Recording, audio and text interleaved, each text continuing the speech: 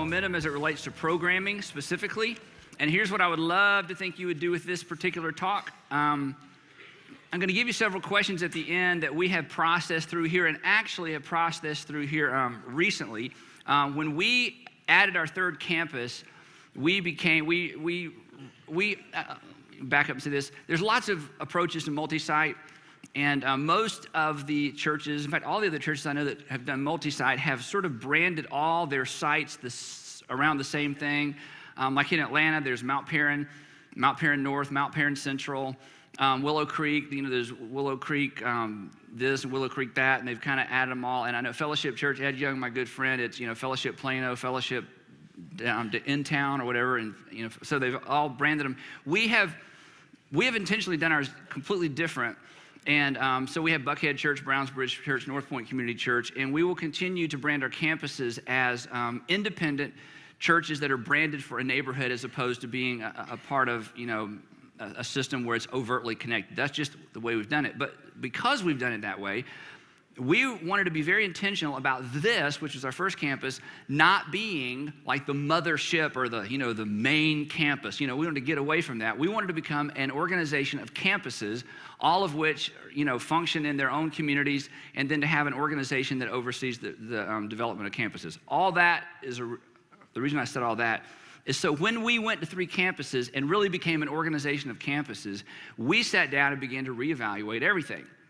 Because we figured if it wasn't worth doing at one campus, why are we doing it here? So if it wasn't completely exportable or worth exporting, why do it at all? And so in that process, now we're 13 years old, in that process, we did a major evaluation of all of our programming as it relates to what has momentum, what doesn't, what do we love to do that's not necessarily working, what have we become an expert at? And because we're an expert at it, we think we should continue to do it because we've trained and planned and spent money to make these things happen. And it was a very, very healthy exercise.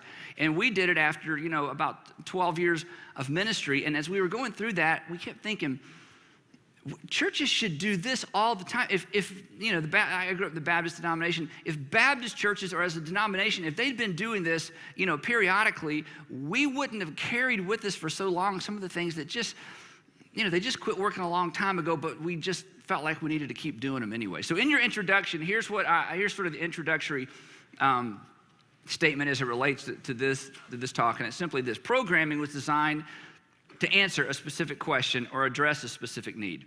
Programming, in your church and mine, all programming, it was designed originally to answer a specific question or address a specific need. So when we ask the question, how do we create community? Our community group system, or community group ministry, is an answer to the question, how do we create community? How do we get people in groups? If we're going to have small groups, how do we get people in groups? That's a question. So we created a program called Group Link to get people in groups. Question, how do we get parents to take responsibility for the spiritual development of their children? How do we get parents to take spiritual responsibility for the spiritual development of their children? That's a question. So we designed a program for that. It's called Jump Start. It's a wonderful thing where we present the gospel to kids, but the parents have to be there with them. And we see almost as many parents accept Christ as kids, even though they're there for their kids. We created kid stuff, and we just revamped kid stuff completely so that it's a tool or a program to help parents take responsibility for the spiritual life of their kids. How do we capture the heart of a teenager? That's a question. So we created Inside Out and Student Impact and some different things. The point being, programming always, even if you're from a denominational church with a long history of things that have been going on for a long time, originally, programming was the answer to a specific question or a way to meet a specific need. Now, the problem is, in Roman numeral 1 in your notes, is this: whereas programming begins as the answer to a question, over time it becomes part of organizational culture. Whereas programming always begins, every idea that's a part of your local church or denomination at one point was a wonderful, incredible, earth-shattering, paradigm-shifting idea. They all begin as good ideas, but what happens is, whereas programming begins as an answer to a question, over time it becomes part of organizational culture. That is, this is just what we do. This is just part of who we are. In fact, you've heard some of your denominational leaders say this, perhaps, this defines us. This is what differentiates us from the Presbyterians. This is what differentiates us. This is what defines us. But in the early days, the programming decisions that are under scrutiny, or the programming decisions that you're trying to change, they weren't designed to differentiate a denomination or a group from anybody else. They were designed to answer a question or to meet a specific need. Now, the title of this whole talk is Don't Be That Couch, and the reason I call it that is because this couch, or a couch like this, is kind of the icon. And let me explain what I mean. This ugly, beat-up couch, and I'm not really sure where we got it, and I guess you can take it home with you if you want to.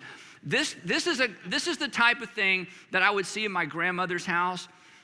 Some of your parents have some couches like this, and when they bought the couch, it served a very functional purpose. They had a new house, or they had a living room, and they needed a place to what? To sit. They needed a place to sit.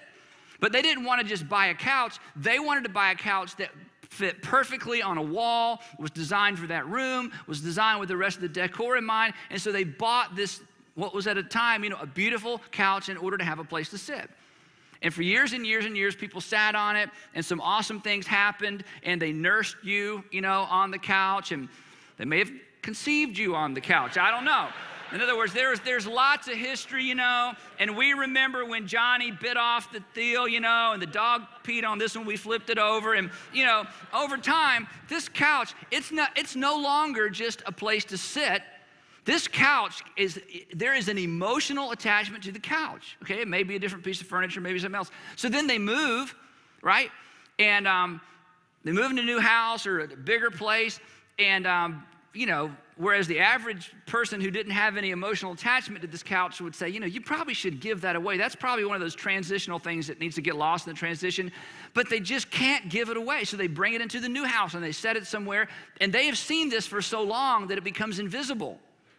And so when guests visit the house, they walk in, and, your parents or grandparents, or perhaps you say, have a seat, and people are like, you ever come up on some furniture? It's usually in a doctor's office, okay? Because the same thing happens in the doctor's waiting room, and you're kind of like, okay, it's like, I'm not even sure I want to commit to this, but okay, I don't want to be inhospitable. And so we move this, so they move this thing around and around and around, and every time they move, the average person would say, it's time to transition this thing out. But we can't, this doesn't represent a place to sit anymore, does it? There's too many memories. So it goes house to house to house. It's invisible. It's ugly. You don't know it's ugly. They don't know it's ugly. It ends up in a basement. And then eventually your parents or grandparents really downsize, and they call you up and they say, would you like to have the couch? And if you have a lot of emotional attachment, you say, maybe we should have that couch, because I remember that couch, and your spouse is going, are you kidding? Because she or he sees it for what it really is. That's an old, ugly couch. It needs to be retired. It had its day. It was beautiful in its day. It was functional in its day. They needed a place to sit. But this no longer represents a great place to sit. It's not even comfortable. This represents a lifetime of memories and wonderful things, and it was our first piece of furniture in our new home, and da-da-da-da. And in the world of home ownership, that is not a problem. Keep the couch, cover, recover, cellophane it, retire it, make it a piece of art. It is not a problem. Even if it's ugly and doesn't fit, it's okay to keep it. There's no harm done in keeping an old, ugly couch. But in organizational life, this is deadly.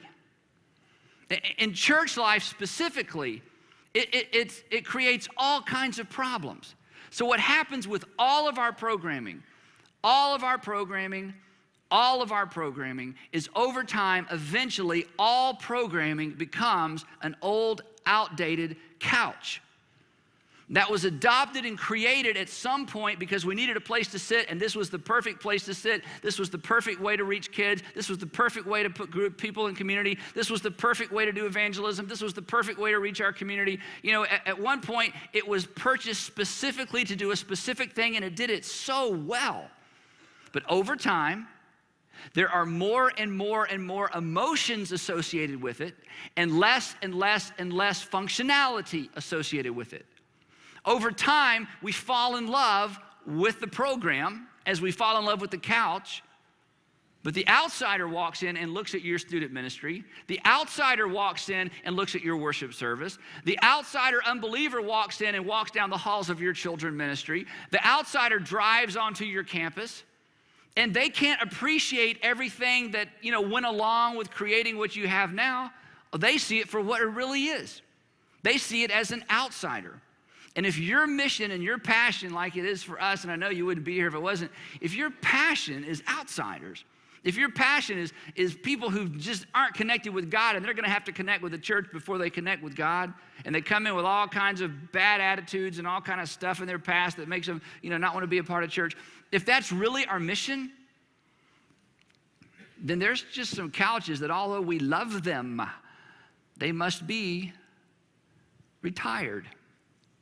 But this is really difficult because it is very, very emotional. Back to your notes for just a minute. A, as culture changes, many of the questions remain the same, but the answers don't. As culture changes, many of the questions remain the same, but the answers don't. We've always got to answer the question, how do we get adults into community?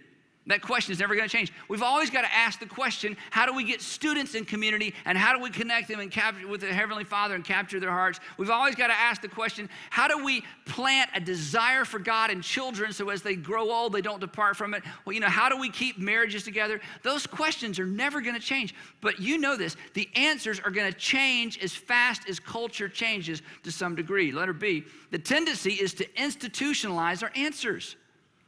And this isn't a right or wrong thing. This is just a reality thing. The tendency will always be to institutionalize our answers. Once I've got a couch that I like, that fits, that I spent money on, and once I'm dedicated to it, then it's just going to stay with me forever. Again, in organizational life, we say, this is just who we are. Yeah, but who we are isn't working. But this is just who we are. This is our, and I'm not against tradition, but this is our tradition. When the phrase, this is our tradition, is an argument for keeping something in the local church, we need to be really careful.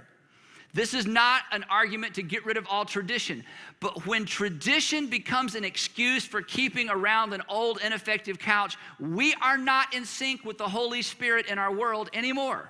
And we're not in sync with the Spirit of God and what God wants to do through the church anymore. And as valuable and as important as tradition is, when tradition becomes an excuse to do something that doesn't work, then we have a problem. And these are conversations that need to happen all the time because the clock is ticking on all of our programming. The clock is ticking backwards on all of our programming. We bought it because we have a place to sit, but over time we're falling in love with it, and eventually it's an old, ugly couch that's just going to offend the people who visit our homes. Letter C, if we institutionalize an answer, the day will come when it is no longer an answer. If you institutionalize an answer, the day will come when it's no longer an answer. I wrote in my notes, then we have dollars and staff that are off mission. Leaders can sniff that out and don't want to have anything to do with it. This is one reason denominations are having such a hard time. They have programs, but that are no longer answers. They have assumed that people would love the couch so much they'll just keep sitting in it. And finally, a generation comes along and says, I'm just not going to sit there.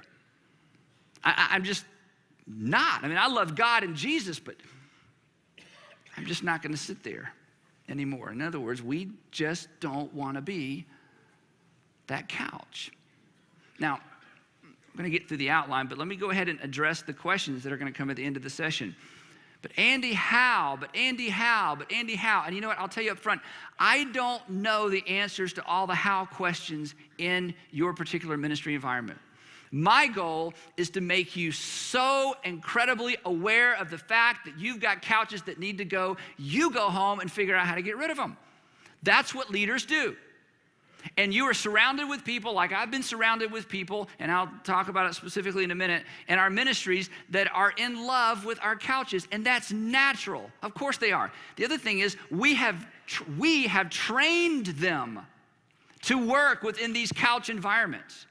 We've spent money creating, training manuals so that people do this better than anybody else in our city. But the clock is ticking on all of our programming. And when we finally wake up to the fact that, you know what, It's not as functional as it used to be. I've just fallen in love with it because my children became Christians on that couch. And the first time my father came to church, we have all those associations. When we finally wake up to the fact that, you know what? I am guarding something and protecting something that doesn't work for the sake of something that's not even really that important. Those of us who are leaders, the reason God has put leaders in the church is to lead us forward away from dragging around ineffective, ugly